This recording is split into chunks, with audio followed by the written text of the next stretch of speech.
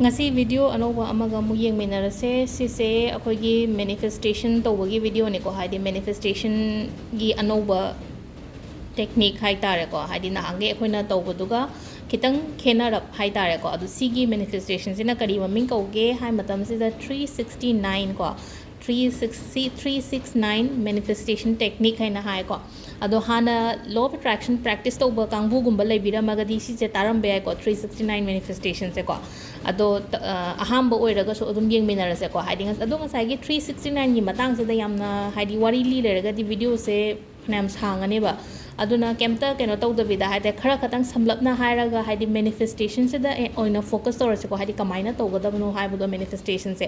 ado tawdoriba manifestation se sa karino hai kan se da ko haidi any wish som na kan gi haida som gi haida apamba ama heta haida ra ko wish haidi akoi gi money gi oiro natraga thabak gi oiro exam gi oiro relationship oiro natraga hoje hoje aina pami ba poto haida ra ko aina hoje hoje aina mi gi keno se haidi wakhan natraga magi wishes se khenei na ko aduna haidi somna hoje ji pami bo wish hoide pregnancy gi ne haira se ko haidi health ki ne bo haira se ko adu sida hai sida ma'am in haise ma'am khena ba ma'am lai bani na haidi somna pami ba wish to adu do oina haidi particular oina haidi adu do oina focus toraga to bi bai ko adu numbers maming se kai no hai matam sida ai sida hai petang i ke ko haidi ai chin adum haira gi haidi pi chawe kuppe na haidi keno tawbirakta na ko haidi ai dum seng na dum haira ko aina ngangi su tabiyo ko 369 ko manifestation technique ko ado aina iri se orange machu gi pen ne iye ko orange machu se wish fulfillment gi oina di haidi manifesto matam da orange color gi pen season hai bane da aina ko ado kashu bodi kai di orange laitre na kala se blue to bi be ai red to bi be ai green to bi be ai adu bu black na di to bi gano ko aina mamang tu hanjan jan haire muk amu bodi season ga no ko haidi manifestation to matam da ado number 369 se kari no hai ba gi amuk nei na ra ga di haidi dum samlap nai hai petang hairam ma ge ko haidi 369 se kai no haile 3 ko 3 se yamna powerful oiba number ne ko akaina haidi manifestation to matam da season aba matam da ko 3 se powerful oiba number ne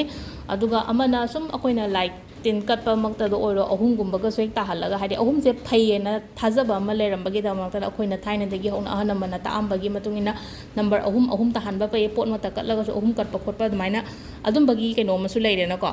aduga number 6 ko number 6 na haidi nangi internal power hai tare ko nangi manungi power se haidi tholak na ba hai tare ko haidi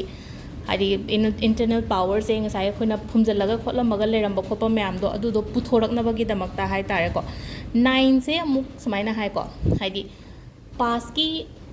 yamna khanjalaga leiba khotpa myam leina ko pass ki nungai taba myam do haidi chat khibada ma se mating pange bas 9 se ko haidi si se na number sina ha petang ai na kaba khang bangai ge haidi na share tawre ko adu si gi se haidi 369 keno se ko manifestation technique se aseng bodi scientist amana puthom bane adu haidi adu ai na haidi se da wari li ga yam kuirani haidi only nga sai khoi tawgada ba pot dang oina in haira age ba adu kamaina tawgada ge hai kan se ko aham ba se da ai ira age ko se da ayuk ta igada ba se line ahum ko 3 ko aham bagi se aduga nunthin talaktana ani ahum mari manga taruk ko nungdang dana igada basena mapan ko 3 4 5 6 7 8 9 ko sida aina igada base ko haidi sida aham bagi sina morning da leire na ko akom bagi sina afternoon da duga last ki sina nungdang da to bigada ba ayuk nundin nungdang sida igadam ni ko ato ibagi kyam kuine igadam no khot kadam no hang pe ai ko haidi aina mamang da sulum hai ko manifesto matam da at least 21 days ti complete ohen bio sum aina iba se ko ayuk ki ama nundin talaki ama aduga nungdang gi ama igada ba lines to di ko haidi somna hoje hoje ningi ba poto adudo oina focus tawraga ibio ba sam haira da haidi job kine na haira se ko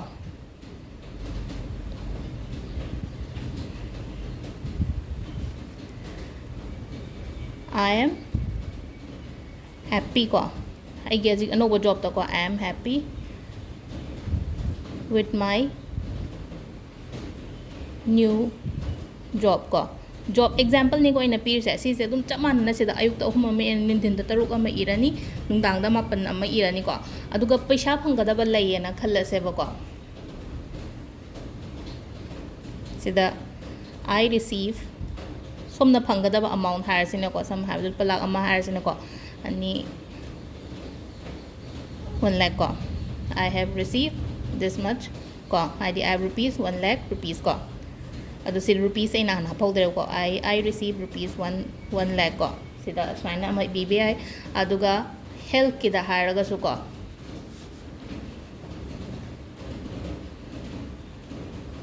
I am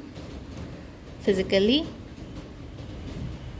fit haina smaini ira su yai ko si maiti ron di ira su ka su gai de ko aina english type pe budi ire ko sida ai gi job anoba si yam nungai ai pisa su phange natraga ai na ba phare ko le ha dumaini ira su haidi aina sai haidi pregnant gi matang du su leina ko haidi I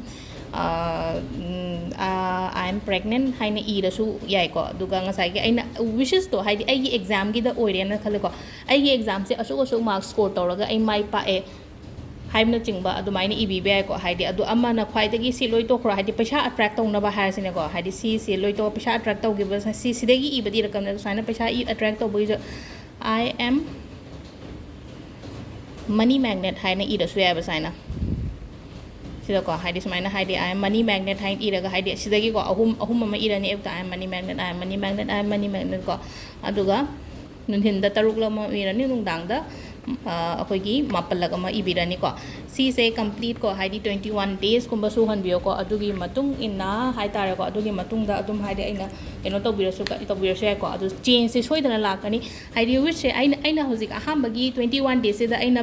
कैनोमगी high तारे को पैसागी Matang the नीग्रेना खलसेबा अदुगी लोइख्रेना को अदुगी मतुंग the अमुकसु continue तौबियो बा Heidi पैसागी नत्रगा सु Heidi इमुंग मनुंग शांति ओइना लेइनाबा नाबगी ओइरो अमगी ओइरो को